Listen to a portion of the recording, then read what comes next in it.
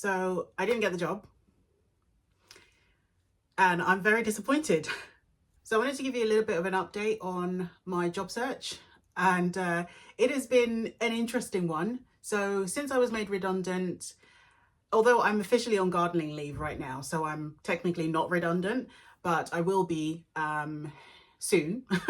I don't really, I'm trying to be vague on purpose because, you know, I have signed confidentiality agreements, so there's very little I can really say about the whole thing. But right now I am on gardening leave. So I have applied for 30 jobs, and out of that 30, I secured 8 interviews. So I'm quite happy with that as a success rate. So that's nearly 30%, 27% success rate to interview. And I got one job offer, which I accepted. It is a role that is fully remote. It is paying quite significantly less than what I was earning before. It is ideal in the sense that it is remote, but the thing that makes it not perfect for me is one,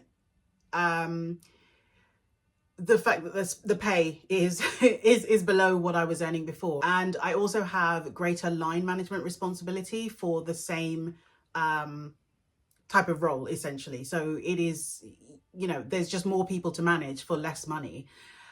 With that said, the upside is that it is fully remote, so it means that I can be there for my children. And even financially, when I crunch the numbers, I figured that, you know, I can now pick up my child or my children from school, and I won't have to pay somebody else to look after them or look after one of my children. I have 3 children for context. My eldest goes to a childminder, so that childminder picks her up most days of the week.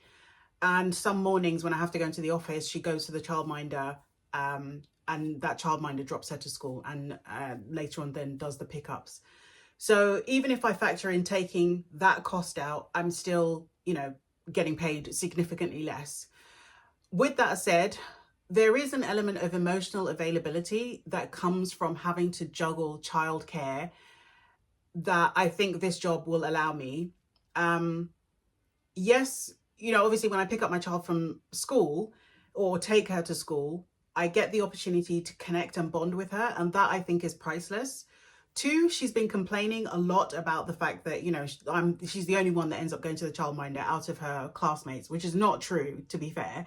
There are a few of them that do go to a childminder, but the ones that she has a closer relationship with, their mother usually doesn't appear to have a job, right? So that parent can pick their child up, and so that their children go to the park after school, and my daughter doesn't really get that opportunity. So that's something that she's making me feel very guilty about as a working mum.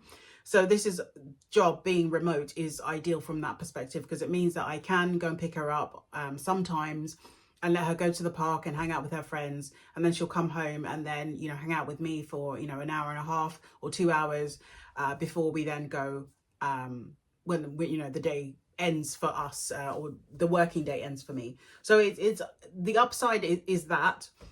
However, as I said, the pay is just, it is significantly less, and I find it's taken me a while to make my peace with that, because of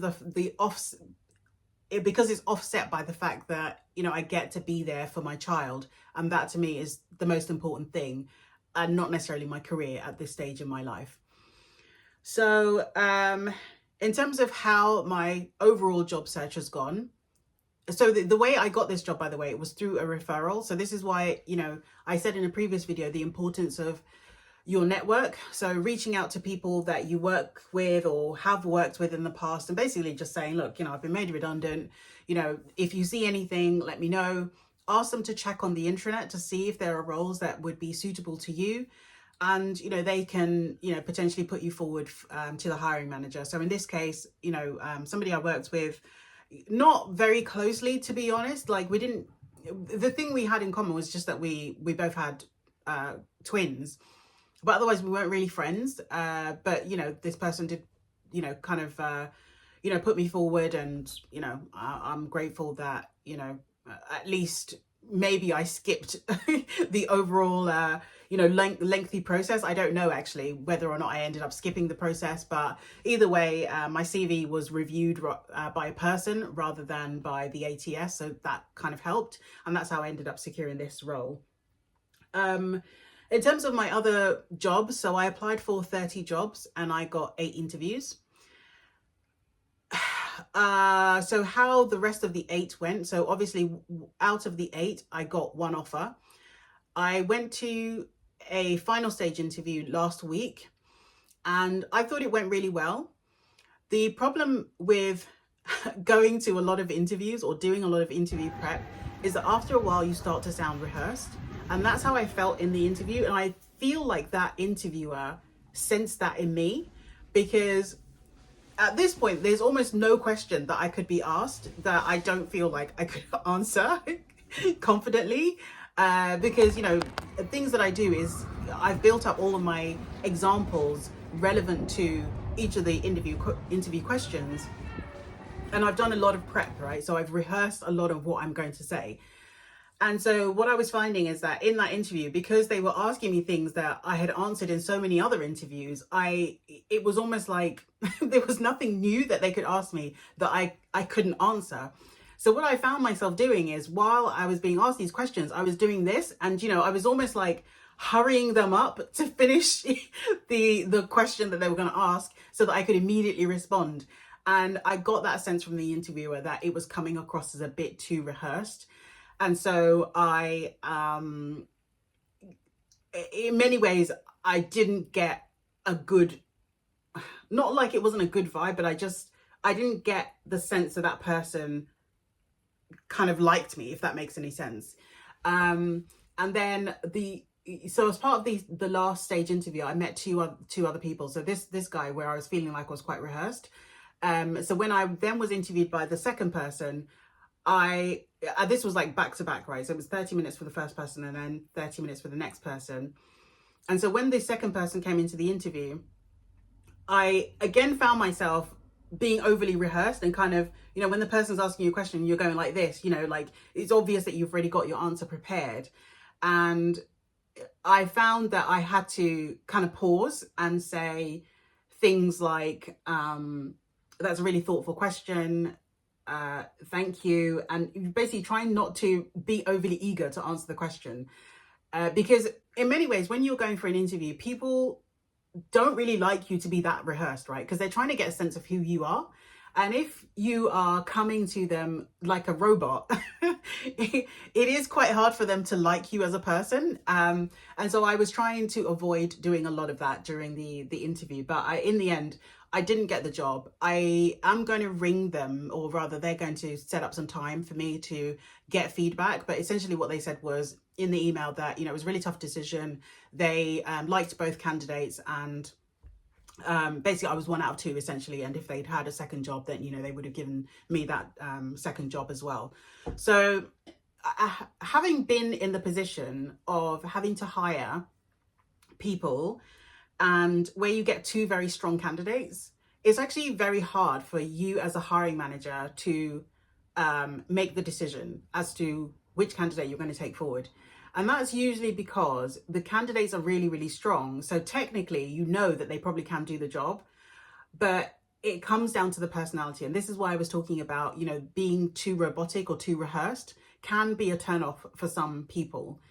And I remember a situation where, I had 2 very strong candidates and they were both fairly well rehearsed, I would say.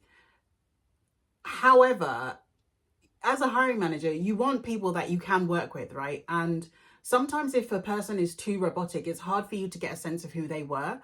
And so in this situation, the way I made a decision was, one was more experienced than the other. And in my head, I was thinking, well, we already have a person who is just as experienced and actually has a lot of the key skills of somebody who's already in the business. So in any ways, you might be duplicating a type of person, right? And also, I just didn't get the sense that this person was somebody I would work well with. And this was the more experienced candidate. And it was more like, so for me as a hiring manager, and this is just my philosophy in life, right, is that when you're hiring people, them knowing more about something than you is not a disadvantage. In fact, you want them to be an expert in the area that you have a weakness in the team. So it wasn't the fact that this person was experienced and, I suspected probably knew a lot more, than I did and had, much greater technical skills than me. I was hiring somebody who had, the ability to hit the ground running. But it just came down to a couple of things. One was, could I really work with this person? I just didn't get a good vibe, which is such a hard thing to quantify for somebody who is getting feedback from a hiring manager. But I just somehow just didn't get very good vibes somehow, that I didn't feel like we would connect as people. And the other person just didn't have as much experience. And again, it's not like I felt like I could vibe with this person, but I just felt like that there was more room for that person to grow within the role. So in the main, those were the two reasons why, one got it over the other. I am going to get feedback, as I said, and then, I'll do with whatever the information I'll do with that information, whatever, I decide at the end. So that's 2 out of the 8 interviews so far. And then I didn't get through to the next round on 2 interviews. And however, in one of the other interviews, I was told that they would put me forward for a different role because the hiring managers just didn't feel like I was a right fit, which is fine. So that, now I've got a phone call to discuss this role that, I've been put forward for. So we're now down to 4. I have a final stage interview next week with this other company, which is remote actually, so I'm quite excited about that role. And then what we're down to now, we're 5. So I think in the other 3 I didn't hear back because it was very early stage with these jobs. So I was told that, would be a while they tried to gather candidates and build the team essentially. So yeah, so I mean, basically that's where I am with the job search. I probably will see the other interviews through to the end process, but at some stage when you have interviewed so much, it gets to a point where you just have to decide it's time to stop interviewing, right? Like, you can't interview for every single job. You can't find the perfect job, especially not in this job market. And if you find a job that pays enough to cover the bills, then that should be enough and you call it a day. But I hope that has been useful for those of you who are searching for jobs. If you have any questions, let me know in the comments and I will see you for the next video. Bye.